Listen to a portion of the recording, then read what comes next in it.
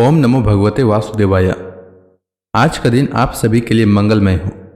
आइए सुनते हैं फागुन मास कथा का 21वां अध्याय।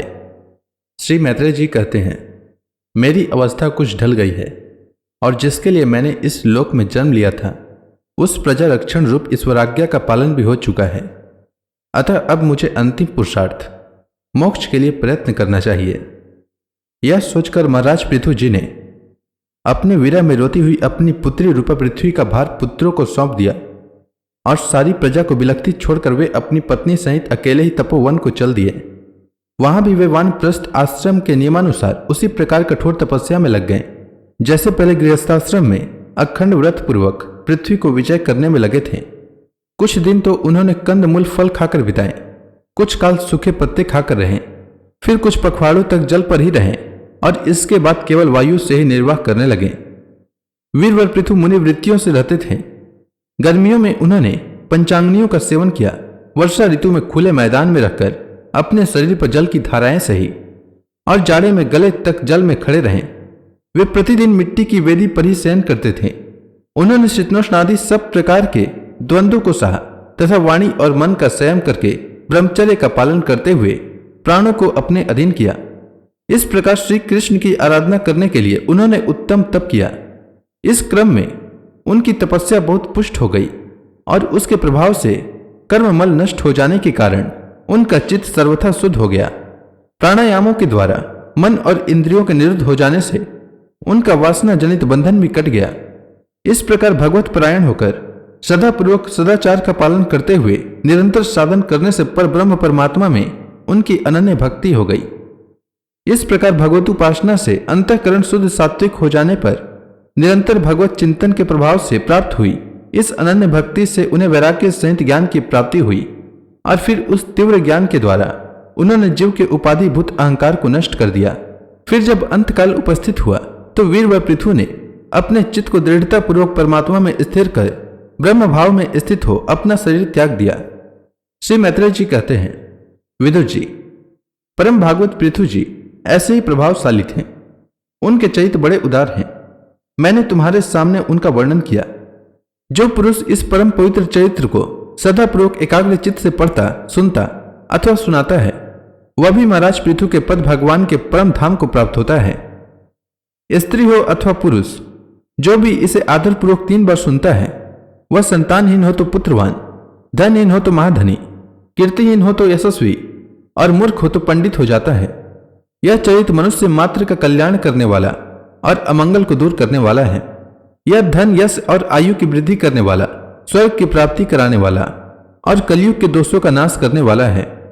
यह धर्मादि चतुर्वर्ग की प्राप्ति में बड़ा सहायक है। इसलिए जो लोग धर्म, अर्थ, काम और मोक्ष को भली भांति सिद्ध करना चाहते हैं उन्हें इसका श्रद्धापूर्वक श्रवण करना चाहिए। मनुष्यों को चाहिए कि अन्य सब प्रकार की आसक्ति छोड़कर भगवान में विशुद्ध निष्काम भक्ति भाव रखते हुए महाराज पृथु के इस निर्मल चरित्र को सुने, सुनावे और पढ़े। विदुर जी, मैंने भगवान के महात्म्य को प्रकट करने वाला यह पवित्र चरित्र तुम्हें सुना दिया। इसमें प्रेम करने वाला पुरुष महाराज पृथु की सी गति पाता है।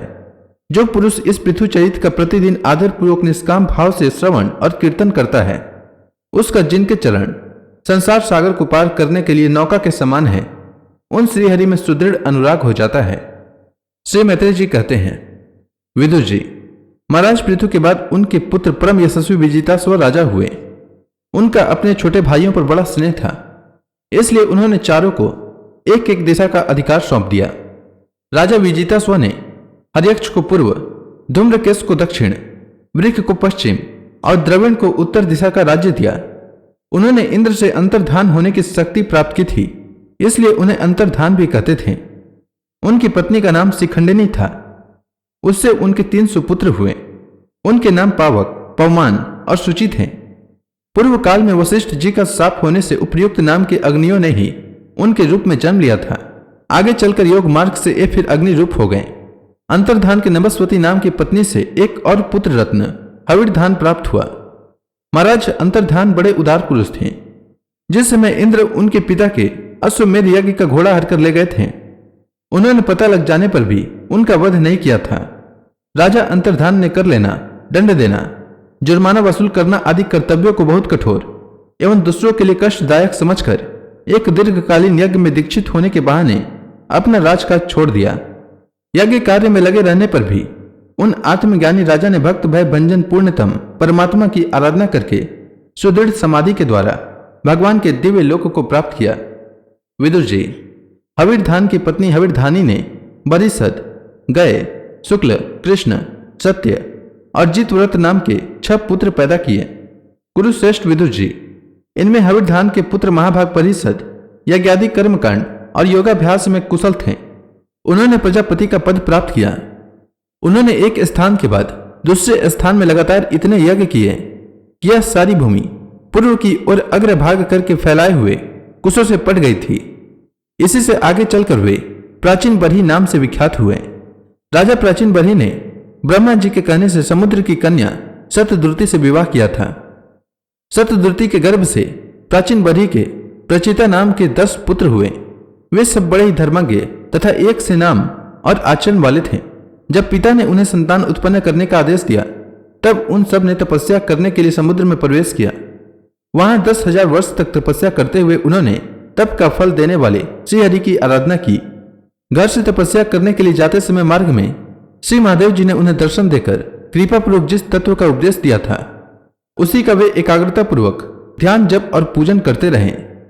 तो इसी के साथ यह अध्याय समाप्त हुआ। इसके आगे की कथा मैं कल के अध्याय में सुनाऊंगा। तब तक के लिए भगवान हरि का नाम लेते रहें।